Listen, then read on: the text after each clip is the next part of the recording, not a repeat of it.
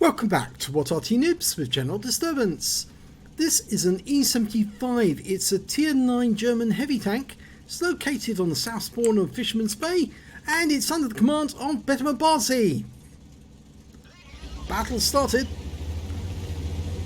Well, this tank is the direct descendant of the Tiger II, the Panzerkampfwagen 6 Aslains B, and well, it's one of the tanks in the Entwicklung series. It's basically a very heavy tank of similar design, heavily armoured at the front, and this one is armed with the 128mm gun 490 Alpha. That's one of the top guns in the range. You start with a stock 88 and then you work your way up to the 105, and then finally you get the 128mm. Now, it doesn't have great range, the 128mm, but it is the top gun and it does do a lot of damage on the enemy. It's a good brawler, this tank, and he's been spotted. And notice he's going to this corner. Ah, no, target T-34. Oh, no, it doesn't get a contact there. He's also spotted an IS over there. You can see him wagging his hull, trying to throw off the shell. If they do fire one in this direction, it's bounced. It was a VK, and the next shot goes in a high roll on the T-34, and he's nicely ensconced in this corner now to side scrape on them. Now the reload, 13.25 seconds. You notice the way he's moving about, jogging about. That's it, lovely, beautiful. Another high roll, 423. Well, actually, it's a low roll. Sorry, what am I saying? 423 is a low roll. 490 is the alpha. Okay. Now, where do we aim the gun? Oh, he turned the turret sideways. Oh, that was a very bad move by the T-34 driver. He should have kept his turret straight towards us. Either that or just jiggled about a bit to throw off the shell, but...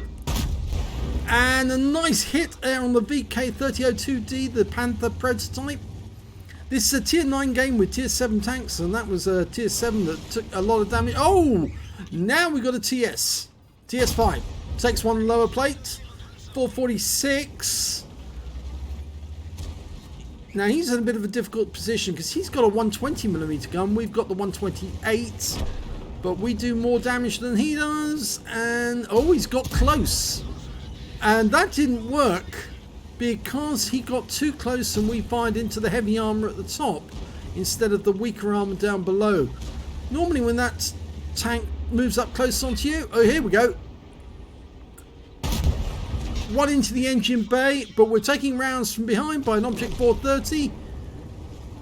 The TS5 is down, so we just need to use this wreck for cover, move up on the Object 430, put a round into him. Thank you very much. Yep, 491, that's a high roll. He's trying to get past so he can attack us, but we just need to waggle a lot, throw off his shells, and he's taking fire from other people. That one didn't go into the target, but that shell did, and that was from our 432 SU-130 PM over there in the distance. Okay, now we're loaded. We weren't loaded before, and oh, we killed him. The shell went straight through his armor. It hit the weak armor at the rear and it killed him.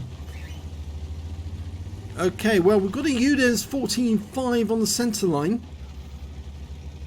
Betim's going to go around and try and get shots on him.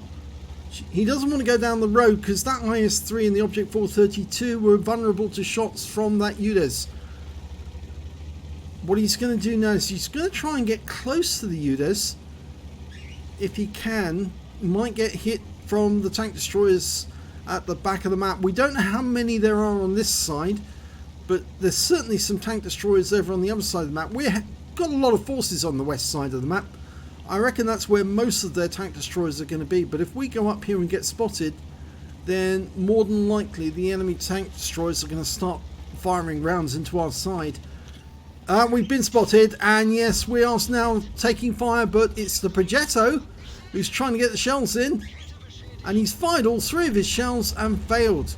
This is taking a bit of a risk going across this gap, but he's going to do it. He's loaded. There's the Progetto. Takes a big round. A huge round. He's now down to a one shot for anyone. Just use this corner. That's it. Progetto's down. Udes is next. It's going to take at least 2-3 shots to kill the Udes. There's one. High roll. Or is it? No, it's a low roll. Sorry, 489. Just one low. Oh, did we lose our... no, we didn't lose any fuel. We just had a hit in the tracks. Okay. And another one into the Udes. And now he's a one shot. We did take a round in the side, though. The other guys are dealing with that Conqueror, so we'll leave them to it. T-32's off to one side. He's coming in to get the Udes as well. Who's going to get it first? Well, if we don't get it, then the T-32 will. Yes, thank you very much. T-32 got him. Okay, now it's going to be a little difficult to get over to that corner because there's going to be a lot of tank destroyers. T-32's already taking fire from that corner. Everyone's moving up now. There's only 3 left. There's one of them, the Borsig. He's not looking in our direction. He takes a shot. We've got a Striv.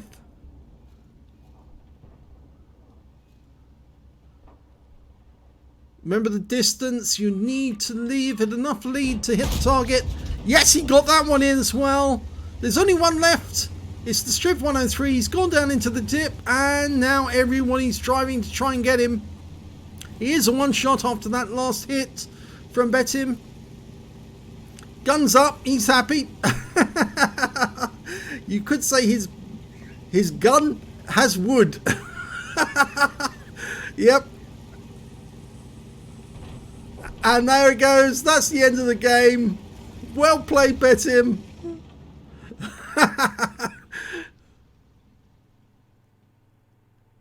Let's have a look at the end of battle stats.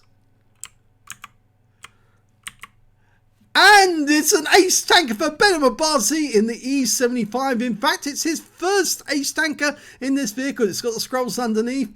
We also picked up a fire for effect for doing more damage than hit points for our own vehicle and got the first mark of excellence in that game. On top of that, he picked up a shell proof for blocking more damage than the hit points to his own vehicle, a spotter for spotting at least 1,000 hit points of damage, a bruised medal for getting at least 5 critical hits. He got 14.